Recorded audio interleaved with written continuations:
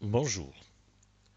Dans cette vidéo, nous allons traiter un exercice d'algèbre linéaire sur le changement de base.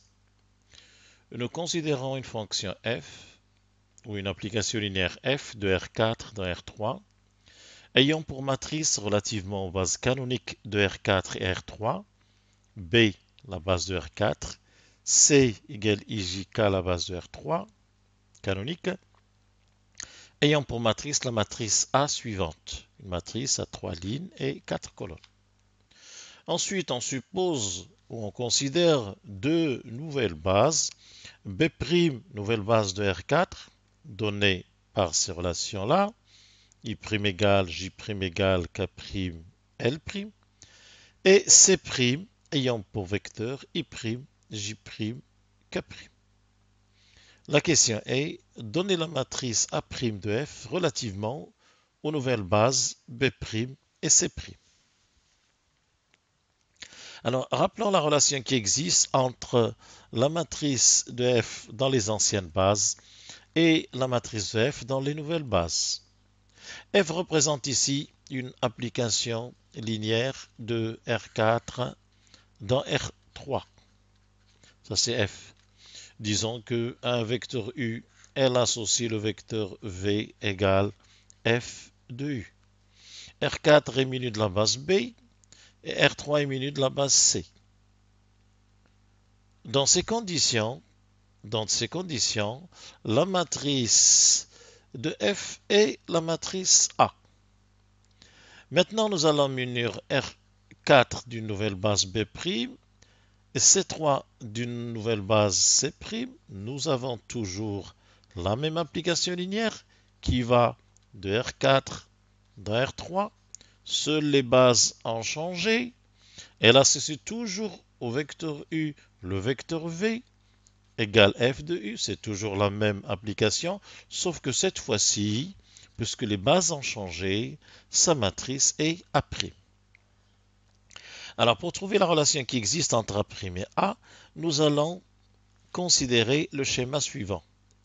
Nous considérons l'application de R4 dans R4 que j'appelle I, qui est l'identité, de R4 muni de la base B' vers R4 muni de la base B. Ça, c'est l'identité de R4, mais avec comme base de départ B' et comme base d'arrivée B. De même ici, nous allons considérer l'application J, qui n'est autre que l'identité dans R3, mais avec comme base de départ C et comme base d'arrivée C'. Notons que la matrice de I contient les coordonnées des images de B' dans la base B. Comme I est l'identité, les vecteurs de B' ont pour image eux-mêmes. Donc il contient tout simplement les coordonnées de B' dans la base B.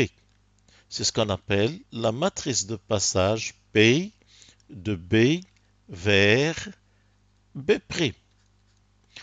Là, par contre, pour J, c'est la matrice de l'identité, mais avec C' comme base de départ et C comme base d'arrivée.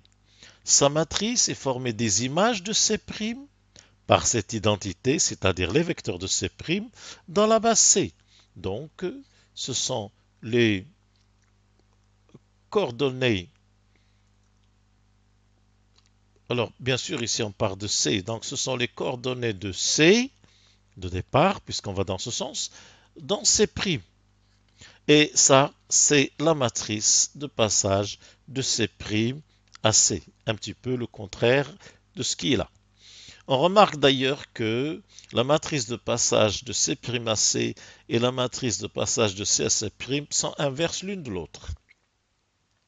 Maintenant, ce schéma s'écrit de la façon suivante. Ça, c'est F lorsqu'on considère B' et C'. Donc, l'application F partant de R4 muni de B' à R3 muni de C', c'est la composée de J par F par I. Donc c'est J partant de C à C', composé avec F partant de B vers C, composé avec I partant de B' vers B. En d'autres termes, l'application, ou plutôt la matrice A', qui est la matrice de F dans les nouvelles bases, est égale à, là, ça c'est la matrice de passage de C' à C, multiplié par la matrice de F relativement à BC, c'est la matrice donnée, multiplié par la matrice de passage de B à B'. Alors, si on écrit, on remplace les matrices de passage par leur expression, là, nous avons les coordonnées de C dans C',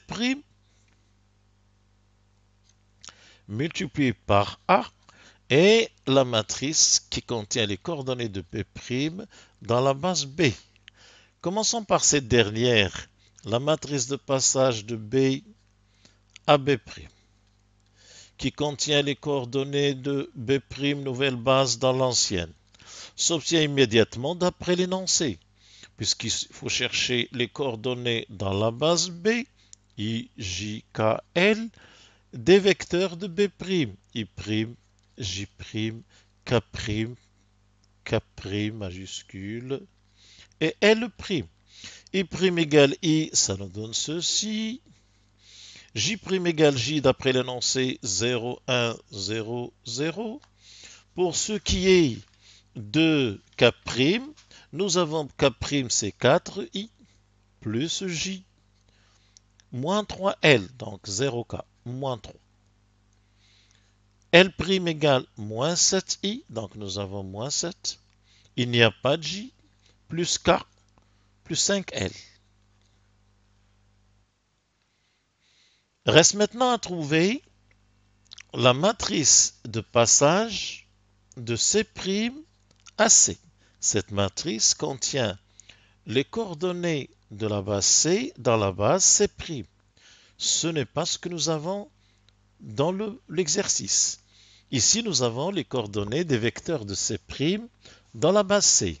En effet, nous avons I' est égal à 4I plus 2J plus K, je les reprends.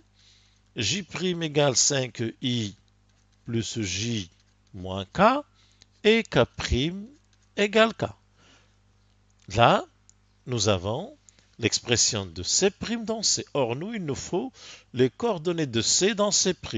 Il faut donc résoudre ce système ayant pour inconnu I, J, K en fonction de I', J', K'.